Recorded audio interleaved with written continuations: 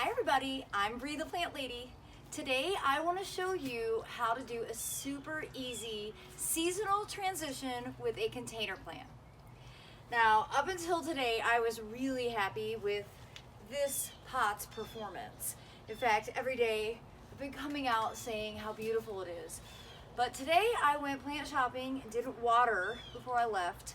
And I came home and this was flat and wilty.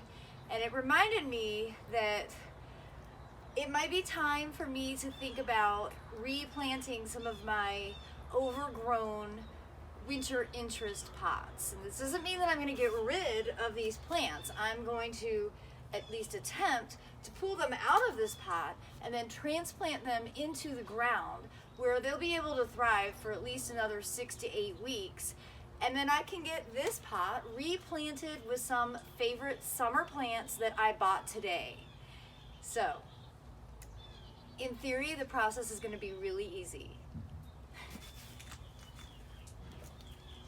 Simply going to get a hold of all the plants all the way around.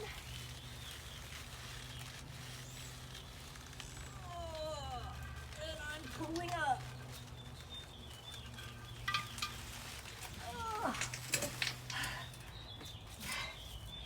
Proper wheelbarrow placement is really critical for this experience.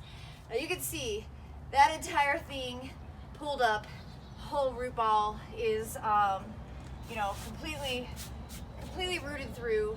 So this pot is empty now. And that means that it's my opportunity to refill it with Soil Cube organic compost so I can get it replanted for the summer season. So when I was walking around the garden this morning, I realized I have some really big holes right here in this foundation bed. And because I have an open house coming up, I want it to look really beautiful. So I think this is the perfect spot to transplant that container planting so that it'll just fill in this gap and make it look less like a walkway right through here. Now, I am not going to plant that entire root ball. If you've watched my videos, you know I don't like digging big holes. So I'm going to show you a trick for making this process easier.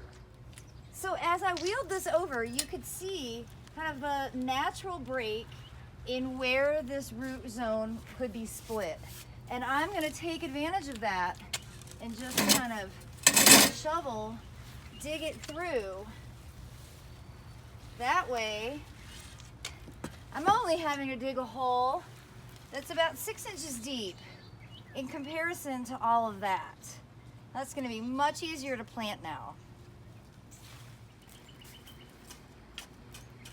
So my first boss when I moved to North Carolina taught me this trick about doing winter interest container plantings and then putting them in the ground to fill in gaps so that your spring garden looks perfect and mature even where things maybe didn't get seeded or you forgot to plant.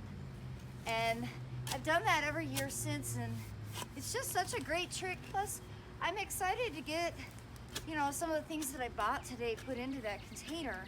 So it really sort of solves several problems.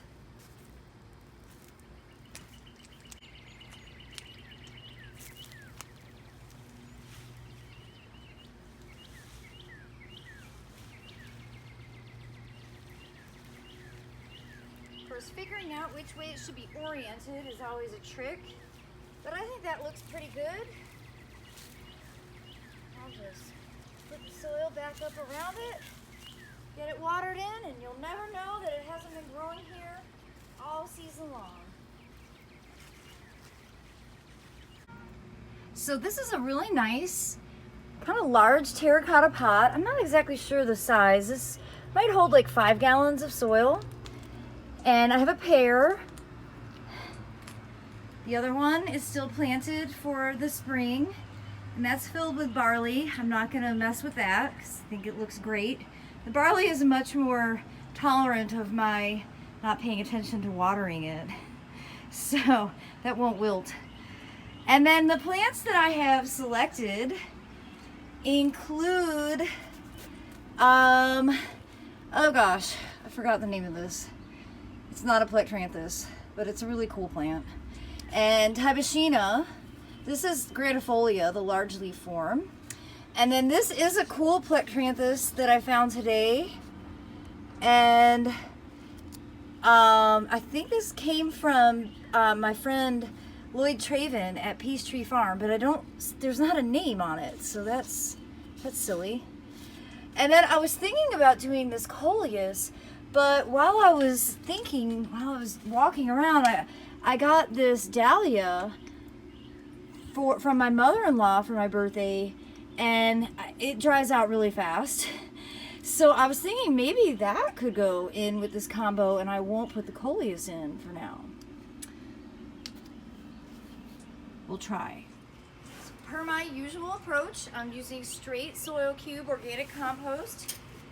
I have been using that as my exclusive potting soil now for several years, and it just does such a great job. There's no need to buy bagged potting soil when you have Soil Cube in your area. Unfortunately, it's not available to everyone. I know, and I'm sorry. I wish that it was. If you are looking for a quality compost, I would definitely ask like at local garden centers or your extension agents. Always know what your compost is made from before you buy it.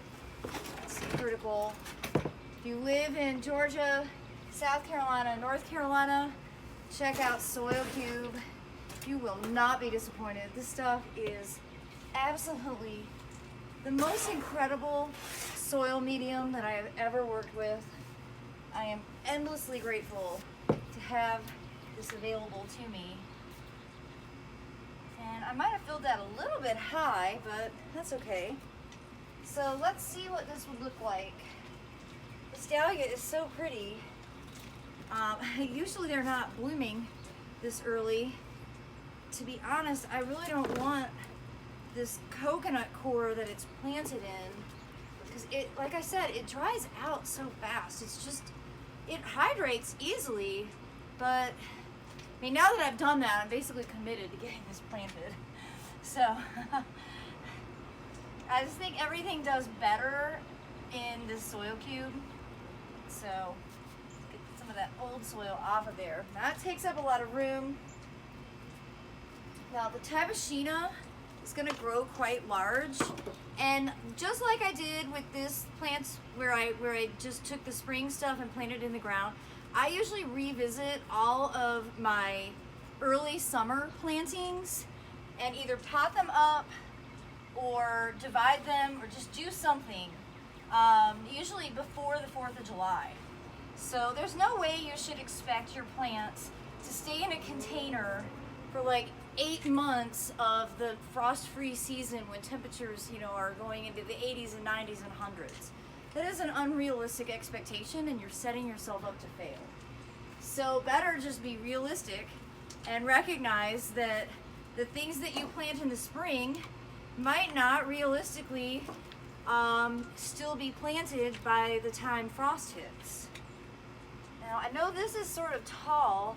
I think that plectranthus is going to be shorter. I might need to add just a little bit of soil so it doesn't get buried. Totally going to ask my friend who they had it labeled as coming from Peachtree. I'm going to ask them if they can give me the species name, because this is really pretty. And I love plectranthus because the animals don't eat it.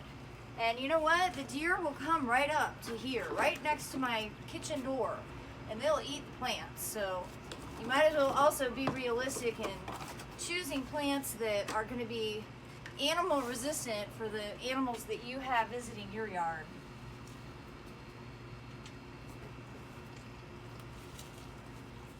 Well, what do you think? I think it looks great. It's going to certainly bring a smile to my face when I walk out my kitchen door. And you know what's really great about containers? You can change them. If you don't like it, you can just change it up. There's no reason to ever think that once you plant something that it's permanent. And that goes for in the ground as well. I think it's really important to remember that you're in charge. You have permission to make the edits that you deem necessary. So I look forward to giving you updates on all of my containers throughout the foodscape this summer, and I hope you'll be inspired to plant a few of your own. Thank you all so much for watching.